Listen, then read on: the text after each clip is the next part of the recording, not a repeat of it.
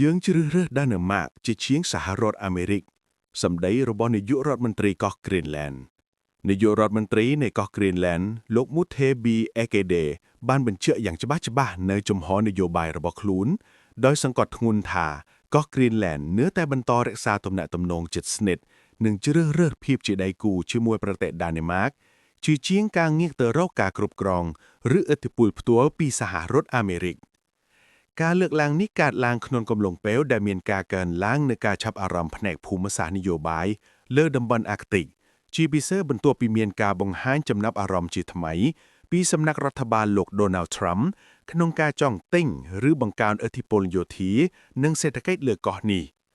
លោក Ekede បានបញ្ជាក់ថា Greenland មិនមែនសម្រាប់លោកនោះទេទោះបីជាពួកគេចង់បានឯករាជ្យពេញលេញនៅថ្ងៃអនាគតក៏ដោយប៉ុន្តែបច្ចុប្បន្នពួកគេមានផាសុកុកនិងមានទំនាក់ទំនងប្រវត្តិសាស្ត្រល្អជាមួយដាណឺម៉ាកលោកបានលើកឡើងថាប្រព័ន្ធសុខាភិបាលសង្គមនិងតម្លៃប្រជាធិបតេយ្យដែល Greenland មានគឺស្រដៀងគ្នាខ្លាំងទៅនឹងប្រព័ន្ធរបស់បណ្ដាប្រទេសនៅតំបន់ Nordic ដូចជាដាណឺម៉ាកដែលខុសប្លែកពីប្រព័ន្ធរបស់សហរដ្ឋអាមេរិកទោះបីជា Greenland មានសារៈសំខាន់សម្រាប់យោធាអាមេរិកពលគឺមូលដ្ឋានទ័ពអាកាសធូលេក៏ដោយក៏រដ្ឋាភិបាលកោះនេះចង់ឲ្យកិច្ចព្រមព្រៀងសន្តិសុខណាមួយត្រូវធ្វើឡើងតាមរយៈទីក្រុង Copenhagen ប្រទេសដាណឺម៉ាកជាជាងការព្រមព្រៀងដោយផ្ទាល់ជាមួយទីក្រុង Washington ដែលនាំឲ្យបាត់បង់តុល្យភាព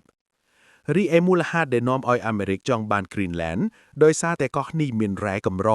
Rare Earth Minerals យ៉ាងច្រើនសន្ធឹកដែលចាំបាច់សម្រាប់បច្ចេកវិទ្យាទំនើបហើយវាក៏ជាយុទ្ធសាស្ត្រយោធាដែរដែលជាចំណុចយុទ្ធសាស្ត្ររវាងទ្វីបអាមេរិកខាងលើនិងអឺរ៉ុបហើយក៏ជាកន្លែងតាមដានសកម្មភាពយោធារបស់រុស្ស៊ីនិងចិននៅតំបន់ប៉ូលខាងលើផងដែរបើទោះបីជាមានសម្ពាធឬការផ្ដាល់ជូនផ្នែកសេដ្ឋកិច្ចពីសហរដ្ឋអាមេរិកក៏ដោយក៏មេដឹកនាំ Greenland នៅតែផ្ដល់អាទិភាពទៅដល់ព្រះរាជាណាចក្រដាណឺម៉ាកដោយចាត់ទុកថាជាដៃគូដែលផ្ដល់ការគោរពនិងសេរីភាពដល់ពួកគេច្រើនជាងមនុស្សយ៉ាងហោចណាស់5នាក់ស្លាប់ក្នុងហេតុការណ៍បាក់រំលំអគារនៅហ្គាហ្សានិងជាច្រើនអ្នកទៀតស្លាប់ដោយសារធាតុអាកាសត្រជាក់ខ្លាំងតាមសេចក្តីរាយការណ៍ព័ត៌មានជុំវិញស្ថានភាពដ៏គ្រោះថ្នាក់នៅតំបន់ហ្គាហ្សាមនុស្សយ៉ាងហោចណាស់5នាក់ស្លាប់ក្នុងហេតុការណ៍បាក់រំលំអគារនៅហ្គាហ្សានិងជាច្រើនអ្នកទៀតស្លាប់ដោយសារធាតុអាកាសត្រជាក់ខ្លាំងតាមស្ថានភាពមនុស្សធម៌នៅតំបន់ហ្គាហ្សាកាន់តែអាក្រក់ទៅខណៈដែលប្រជាជនកំពុងប្រឈមមុខនឹងគ្រោះថ្នាក់ទ្វេដងគឺទាំងការបាក់រំលំអគារដែលរងការខូចខាតដោយសង្គ្រាមនិងរលកធាតុអាកាសត្រជាក់ខ្លាំងដែលកំពុងវាយប្រហារតំបន់នេះហេតុការណ៍បាក់អគារធ្វើឲ្យចំនួនអ្នកស្លាប់មានយ៉ាងហោចណាស់មនុស្ស5នាក់ត្រូវបានបញ្ជាក់ថាបានបាត់បង់ជីវិតនៅពេលដែលអគារស្នាក់នៅដែលរងការខូចខាតពីការទម្លាក់គ្រាប់បាមកន្លងមកបានដួលរំលំសង្កត់លើពួកគេដែលរចនាសម្ព័ន្ធអគារជាច្រើនក្នុងតំបន់ហ្គាហ្សាបានចុះខ្សោយយ៉ាងខ្លាំងការបន្តរស់នៅក្នុងអគារដែលប្រែស្រាតគឺជាជំរើសចុងក្រោយរបស់ពលរដ្ឋដែលគ្មានទីជម្រកបើទោះបីជាដឹងថាវាអាចបាក់រំលំគ្រប់ពេលក៏ដោយ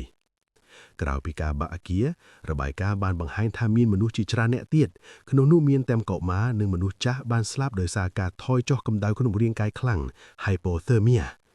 រីឯប្រជាជនរាប់ម៉ឺននាក់កំពុងស្នាក់នៅក្នុងតាំងដែលធ្វើពីផ្លាស្ទិកស្ដាងដែលមិនអាចទប់ទល់នឹងខ្យល់កន្ត្រាក់និងសេតុនគៀបដែលធ្លាក់ចុះទាបខ្លាំងនៅពេលយប់បានឡើយចំណែកការខ្វះខាតប្រេងអ៊ីនធឺណូនិងអគ្គិសនីបានធ្វើឲ្យពួកគេមិនអាចរកកម្ដៅដើម្បីកក់ក្ដៅរាងកាយបានដែលនាំឲ្យស្ថានភាពកាន់តែធ្ងន់ធ្ងរមានការអំពាវនាវដើម្បីរកជំនួយសង្គ្រោះបន្ទាន់ពីអង្គការមនុស្សធម៌ផងដែរហើយអង្គការទាំងនោះកំពុងធ្វើការយ៉ាងសស្រាក់សស្រាំប៉ុន្តែពួកគេមានការខ្វះខាតឧបករណ៍សម្រាប់ការយកជនរងគ្រោះចេញពីគំនរបាក់បែកអង្គការសហប្រជាជាតិបានព្រឿនមនានថាបើគ្មានការផ្ដល់ជំនួសដែលមានសុវត្ថិភាពនិងសម្ភារៈផ្ដល់ភាពកក់ក្ដៅជាបន្ទាន់ទេចំនួនអ្នកស្លាប់ដោយសារធាតុអាកាសត្រជាក់ខ្លាំងនឹងបន្តកើនឡើងលើសចំនួនអ្នកស្លាប់ដោយសារគ្រាប់កាំភ្លើងទៅទៀតសរុបសេចក្តីមកហ្គាហ្សាកំពុងស្ថិតនៅស្ថានភាពមហន្តរាយក្នុងមហន្តរាយដែលការរស់រានមានជីវិតរបស់ពលរដ្ឋមិនត្រឹមតែអាស្រ័យលើការបញ្ឈប់សង្គ្រាមប៉ុណ្ណោះទេប៉ុន្តែក៏អាស្រ័យលើការការពារខ្លួនពីធម្មជាតិដ៏អាក្រក់ផងដែរយោងតាមព័ត៌មានចុងក្រោយបំផុតនាខែមករាឆ្នាំ2026នេះព្រះរាជអាជ្ញាពិសេសរបស់ប្រទេសកូរ៉េខាងត្បូងបានស្នើសុំទោសប្រហារជីវិតសម្រាប់អតីតប្រធានាធិបតីលោកយូនស៊ុកយុលពាក់ព័ន្ធនឹងការប៉ុនប៉ងដាក់ប្រទេសក្នុងច្បាប់អាជ្ញាសិទ្ធិ កាលពីចុងឆ្នាំ2024ទាំងនេះគឺជាព័ត៌មានលម្អិតសំខាន់1មូលហេតុនៃការទាមទារទោសកម្រិតធ្ងន់ក្រមព្រះរាជអាជ្ញាបានចោទប្រកាន់លោកយួនថាជាមេខ្លោងនៃការបះបោរឬក៏ ringleader of an insurrection ពួកគេបានអំណះអំណាងថាការប្រកាសច្បាប់អាជ្ញាសឹកកាលពីថ្ងៃទី3ខែធ្នូឆ្នាំ2024គឺជាទង្វើខុសច្បាប់នឹងរដ្ឋធម្មនុញ្ញដែលមានបំណងរឹបអូសអំណាចពីស្ថាប័ននីតិបញ្ញត្តិនិងតុលាការដើម្បីពន្យាអំណាចផ្ដាច់ការរបស់លោក2បទចោទប្រកាន់សំខាន់តាមច្បាប់កូរ៉េខាងត្បូងបទល្មើសនេះមានជម្រើសទោសតែ3ប៉ុណ្ណោះគឺទោសប្រហារជីវិតដាក់បណ្ដានាគារអស់មួយជីវិតឬដាក់បណ្ដានាគារអស់មួយជីវិតដោយមិនឲ្យធ្វើពលកម្មការរំលោភអំណាចដូចជាការប្រើប្រាស់កងទ័ពនិងប៉ូលីសដើម្បីឡោមព័ទ្ធសភានិងរារាំងសមាជិកសភាមិនឲ្យបោះឆ្នោតលុបចោលច្បាប់អាជ្ញាសិទ្ធិបទក្បត់ជាតិព្រះរាជអាជ្ញាក៏បានលើកឡើងពីការបញ្ជូន drone ទៅកាន់កូរ៉េខាងជើងដើម្បីបង្កចំនួនក្នុងបំណងយកមកធ្វើជាលេសសម្រាប់ប្រកាសច្បាប់អាជ្ញាសិទ្ធិផងដែរ3ជំហររបស់លោកយួនសុកយុលនៅក្នុងសវនកម្មចុងក្រោយលោកយួននៅតែបន្តបដិសេធរាល់ការចោទប្រកាន់ដោយលោកអះអាងថាការប្រកាសច្បាប់អាជ្ញាសិទ្ធិគឺជាសិទ្ធិតាមរដ្ឋធម្មនុញ្ញក្នុងនាមជាប្រធានាធិបតីដើម្បីការពារប្រទេសពីអ្វីដែលលោកហៅថាកម្លាំងប្រឆាំងរដ្ឋឬក៏គណៈបកប្រឆាំង4អ្វីដែលនឹងកើតឡើងបន្តការប្រកាសសាលក្រមតុលាការខណ្ឌមជ្ឈមស៊ូលបានកំណត់យកថ្ងៃទី19ខែកុម្ភៈឆ្នាំ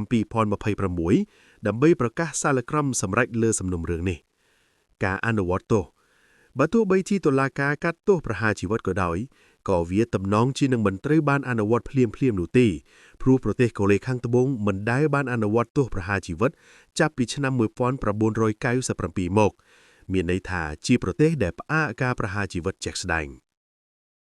យោងតាមព័ត៌មានចុងក្រោយបំផុតនាពាក់កណ្ដាលខែមករាឆ្នាំ2026នេះ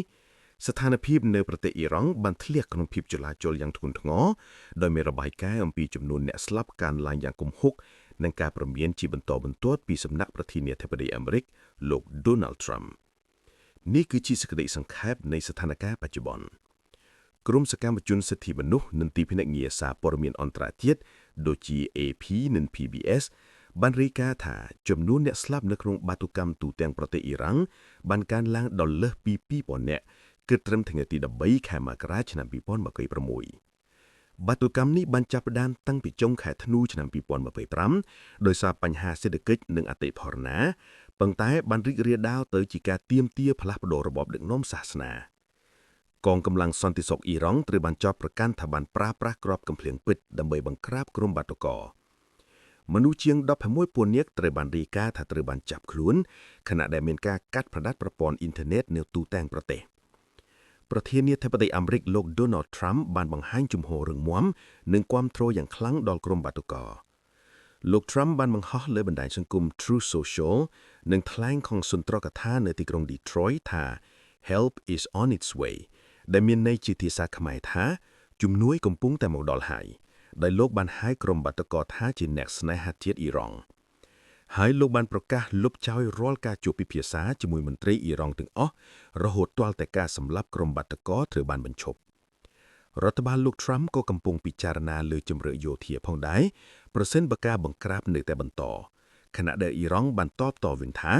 ខ្លួននឹងវាយប្រហារលើមូលដ្ឋានទ័ពអាមេរិកនិងអ៊ីស្រាអែលប្រសិនបើអាមេរិកលូកដៃអតីតរាជបុត្រនៃមហាក្សត្រអ៊ីរ៉ង់ដែលរស់នៅនៃរៃធ្លូបានជួបពិភាក្សាជាមួយបេក្ខកររបស់លោក Trump និងបានអំពាវនាវឲ្យមានការផ្លាស់ប្តូររបបទៅជាការលើកស្ទួយហេតុជានិយមឡើងវិញ។